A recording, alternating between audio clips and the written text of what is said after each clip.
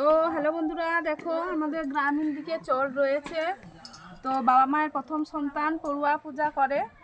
তো দেখো মনসা তলায় এই যে দেখো ঠাকুর বসেছে, সবার নামে একটা করে সুপারি পুষছে। তো দেখো সব জোগাড় যন্ত্র হয়ে গেছে, পুজোটা চালু করব আমরা সকলে মিলে, 3 জন সদস্য, আমিও প্রথম, বাবা মার প্রথম সন্তান। এই যে একজন রয়েছে, আর একজন দেখাও নিজেদের। এখানে করব দুধ, বাতাসা, কলা সব রয়েছে।